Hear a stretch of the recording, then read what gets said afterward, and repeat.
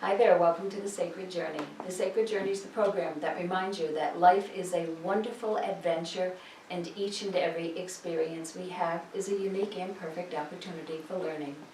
I'm Joyce St. Germain and I have a dear friend of mine with me as a guest, and in a little while you'll see we have a room full of people here.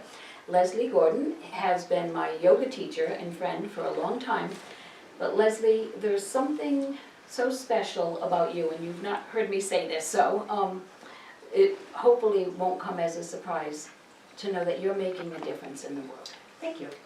Besides being a yoga teacher extraordinaire, you are so compassionate, so informed, and so caring about everything. I've learned about bees because of you. I've learned about permaculture because of you. I've learned about so many things, but you don't just talk about them.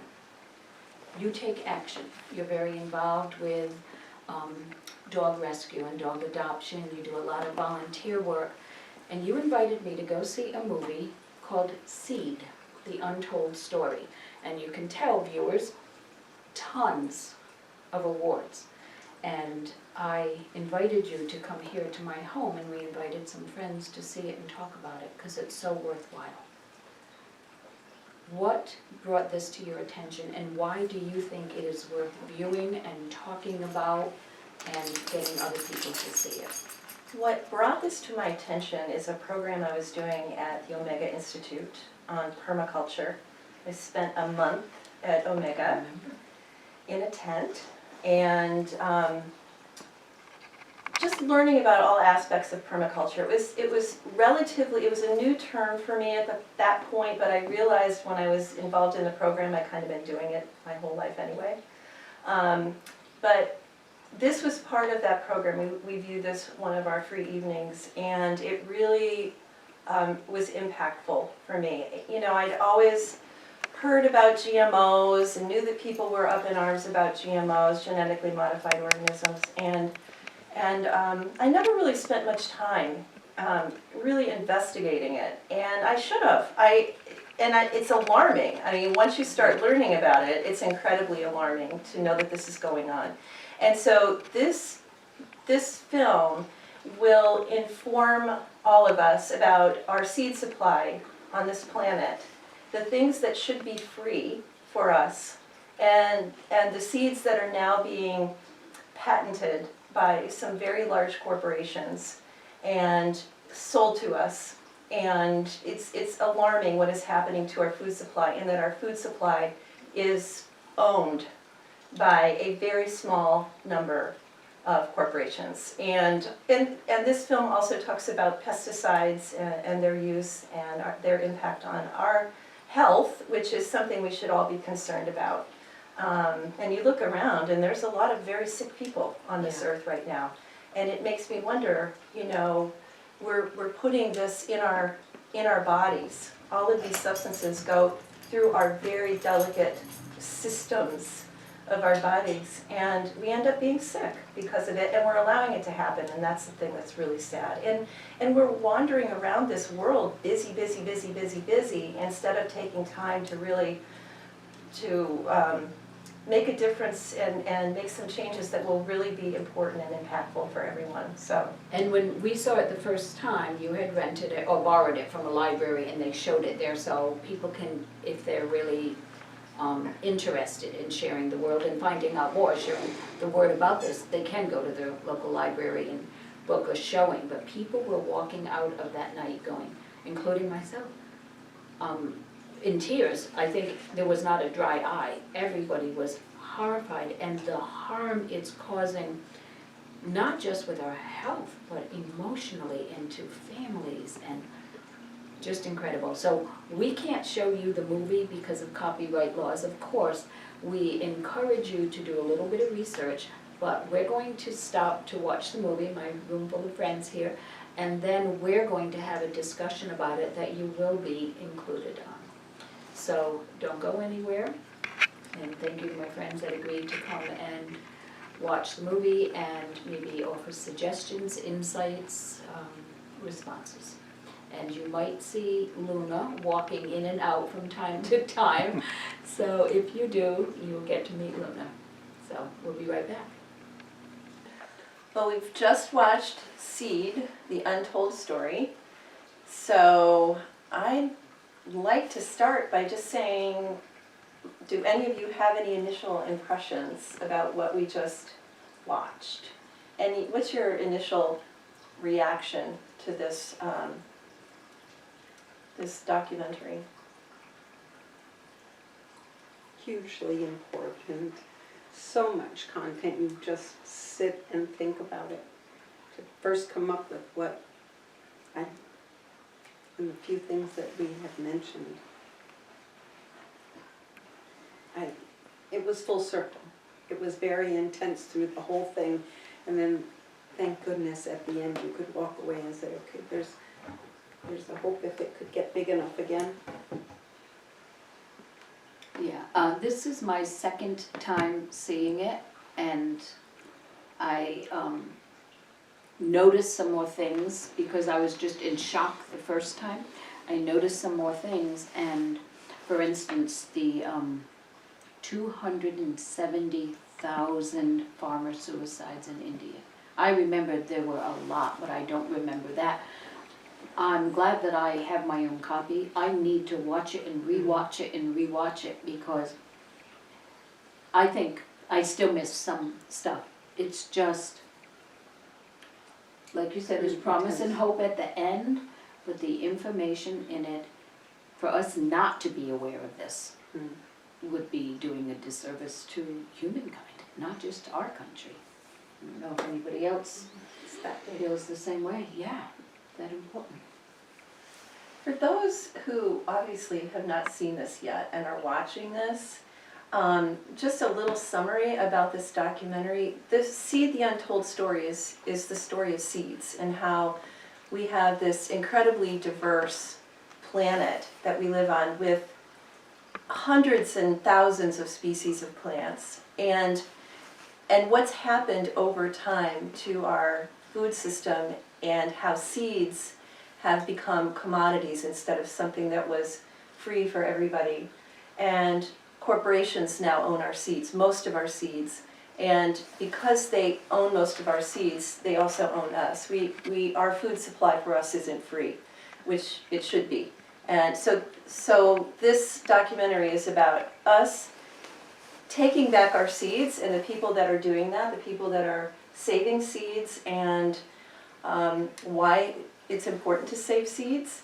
And it's also about what chemical companies are doing to our food supply by spraying them with pesticides and what that's doing to impact our health. And the thing that's very interesting to me, like I said at the beginning when Joyce and I were talking, is I don't understand why more people aren't upset about that. That we go to the grocery store and 80% of the processed food that we eat now is genetically modified. That means that a gene from another species has been put into a plant. So it could be a mouse, or it could be a fish, or it could be a pig, and it's now part of the plant material that we're eating. And we don't know what's going to happen. We don't know down the road how that's going to impact our health. And to me, that should be terrifying for all of us. And I know I'm guilty of it too. We go through our life, we're busy, we've got work to do, we've got all these things happening, and you just don't think about it. You think, oh, somebody else is taking care of that, somebody else is worrying about that problem. But it really is a problem that we all have, and that is impacting us even as we speak, you know? So anyway, that's basically in a nutshell what that video is about, just so that people who haven't seen it will know. And it's worth the watch. It's really got a lot of good material in it. There's a lot of good resources in it. And before we open up to the group again, I just wanted to show you this. This is the educational discussion guide, which I printed off the website for Seed, the Untold. So this is something that's a resource that has a lot of the statistics in it that the video had, so that you don't have to remember them, because there's a ton of statistics in that video, and I'm sitting here, I jotted some notes just so I would remember some of them. But they're in here, there's pictures in here, there's resources in here, it's divided into chapters, and at the end of each chapter there are useful suggestions about how you can get going to make some impact in the world. So how do I get started with saving seeds? What will my library start a seed saving program? Can I start a seed saving program in my library? And things like that. So that people can come in and check out seeds and then check them back in so somebody else can check them out, and ways to exchange seeds. And so kind of like action plans, little action plans that we can do in our everyday lives. So I just wanted people to be aware of that. And this information is not only for people who grow food. Everybody needs to be aware of this and take some kind of action, even if you don't have gardens. Well, it could be as simple as just going to a farmer's market, and that's where you get supporting the your farmers, produce. You know, I know that we went to Hawaii recently, and when we came back, we went to farmers markets in Hawaii, where you see some of the things that we saw in the video, the strange, weird things that food that we haven't seen, fruits and vegetables. They had those in Hawaii too. And you could just go to this farmer's market and buy all of this stuff that you've never eaten before. Because what do we have at our grocery stores? We have the same things. We have a kind of broccoli, a kind of cauliflower, a kind of kohlrabi, if anybody even buys that anymore. We have lemons, we have limes, we have apples, maybe a few varieties of apples, most of them are sprayed. And this diverse world that we have, and all of the diverse foods that we've had have been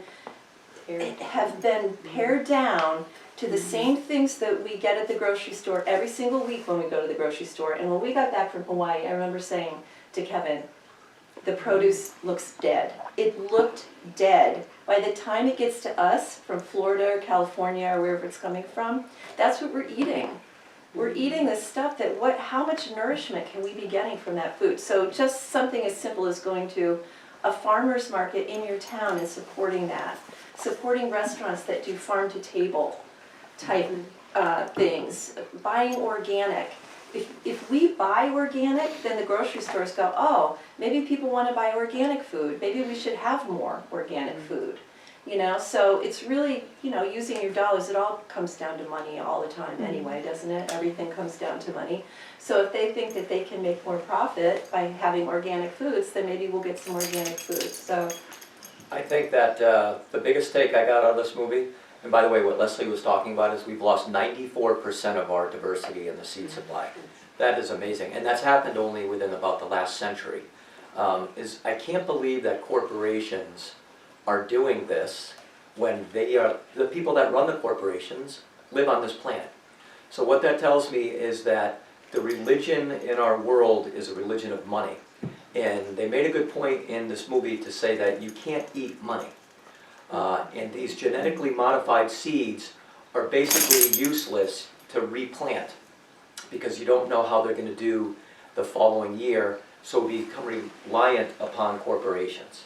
And what happens is we have a long history, a 10,000-year-old history of corn in this country, and food is spirits. Food is part of our culture, part of our diverse way of life, and the corporations are taking that away. We're becoming a monoculture, we're becoming a society and a world of money, a corporate world, a corporate culture.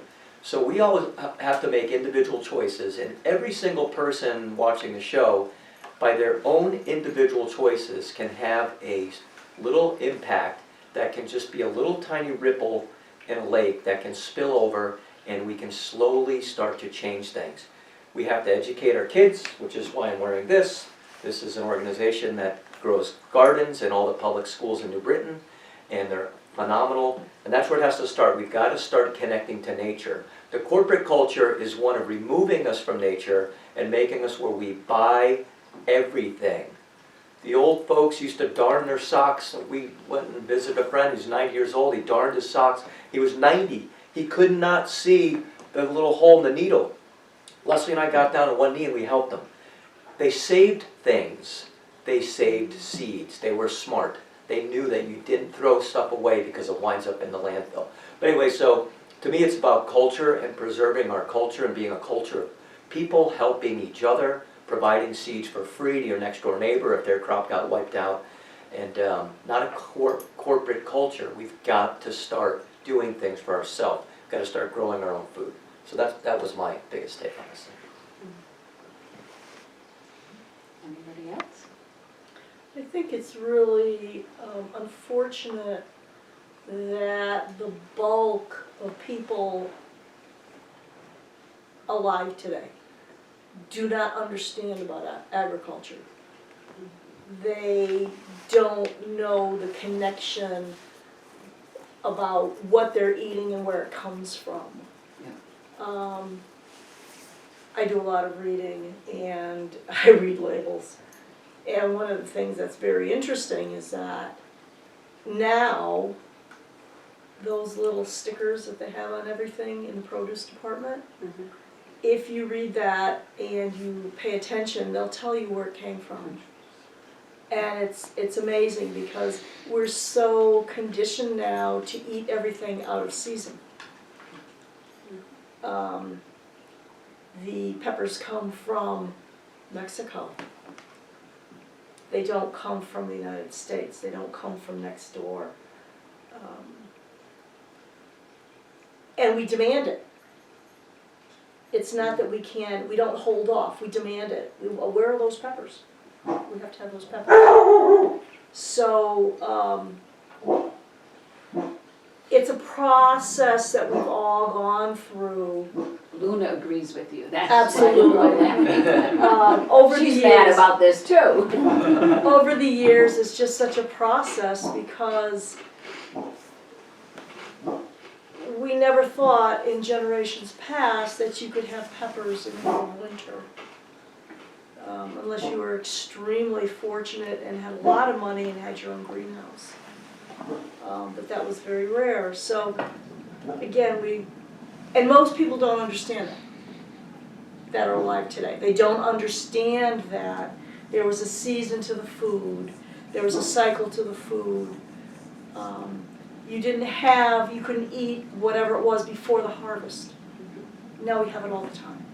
Yeah, about 40 or 45 years ago, one of my spiritual studies teachers said, we should be eating foods that come from where we live because it, and it's a spiritual concept, it matches our energetic vibration. So we should only be eating those things that come from where we are in this season, unless you have a root cellar or something.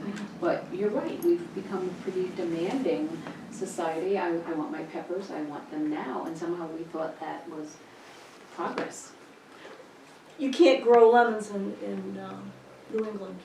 There are no lemon trees unless you have a. But we have our year-round strawberries, but boy, what a difference from the fresh-picked ones in the fields. You just crave them this time of year. But And strawberries are so heavily sprayed. oh my gosh, Yeah. yeah, there's. I can't even eat an unorganic strawberry anymore because I feel like I'm just eating poison, They're very plastic. And they're very plastic, yeah. So speaking of poison, they mentioned the Monsanto Corporation in this movie a lot, and how the Monsanto Corporation went to India and they had a plan to take over the seed supply in India. And 270,000 farmers in India who realized that they couldn't get seeds from their friend in the neighboring village committed suicide. By drinking the pesticide. By drinking the pesticides. Monsanto is now the Bayer Corporation. Monsanto has been sued pretty much, at least a name, that name was no good anymore. They've lost huge verdicts in California, multi-million, hundreds of millions of dollars for killing people. Juries have said that enough is enough and have awarded huge verdicts for people that died of cancer. One guy was a golf course worker who sprayed Roundup for 30 years and he ended up dying from some sort of cancer. But it's now the Bayer Corporation, so people need to be aware of that. Spell that, Kevin. Bayer, the same thing as Bayer aspirin, I think, I'm not sure. Yeah, It's the It same is, company. it is. So you can look up all of the products that Bayer makes, and there's probably between 50 and 100. It's easy to do with the internet. And you can decide with your dollars, because guess what? If this is a corporate culture, we have to fight back with, guess what? Our decisions on what we're going to buy. Yeah. And that means a corporation like this that spends hundreds of millions of dollars lobbying in this country to get all this stuff passed, and then the executives from the Bayer Corporation wind up working in government for the Food and Drug Administration. So it is just rancid. It's poisonous, not just poisonous on what they're doing to our food, but it's poisonous what they're doing inside of government. We have to vote with our dollars. We have to vote with doing our own gardens and helping each other. So. And we have to vote in November. Yes. So we need to do some research about which candidate is understanding, supportive, aware, informed, and I don't know if you guys are comfortable saying where your support might go, or if there's even information, if anybody is supportive and knowledgeable about this. There are actually, if you've been watching the Democratic debates, there's a lot of talk about climate change right now on the debate stage. And unfortunately, we're pretty much, well, we're down to 3 Democratic candidates at this point. And Bernie Sanders talks a lot about the environment. We went to see him in Massachusetts, and I am comfortable saying that we're feeling the burn. But, so I do. So for the reasons that we're talking about today, part of those reasons. Yeah, well, Part of he your talks a choice. lot about the corporate culture that we have in this country and how we need to get away from that, because corporations are basically, many of them are paying no taxes and they're making lots and lots and lots of profit, and their CEOs are being paid astronomical amounts of money, and there are people starving in our country. And so he is very much about getting to the heart of the problem instead of masking symptoms like we seem to be doing all the time, like let's heal this broken system, which makes a lot of sense to me. I shouldn't speak for Kevin, but he was there with me. So anyway, So do your research is what we'll tell people as far as their political alignment. do your research, because it's going to make a big difference, especially as our planet gets warmer.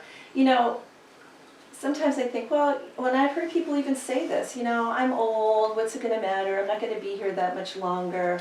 But we have the responsibility. If you looked at that seed video and you saw how much responsibility those seed savers feel for people that they will never know, for generations that are coming way after us if we're still here, and they feel a responsibility for those people, for their ancestors, the people that will come after them, and like their ancestors did for them. So, and I thought it was very touching and wonderful and kind of scary at the same time that those indigenous people who are saving seeds talk about being in fields with their grandparents and their parents, and how the grandparent whispered in the ear, take care of the seeds and all that. We do not have that in the larger culture. There is no feeling of reverence for this earth, and in my opinion, that's why we're all sick, is that we're disconnected from the earth. If you notice that one seed saver, I think he was in Maine,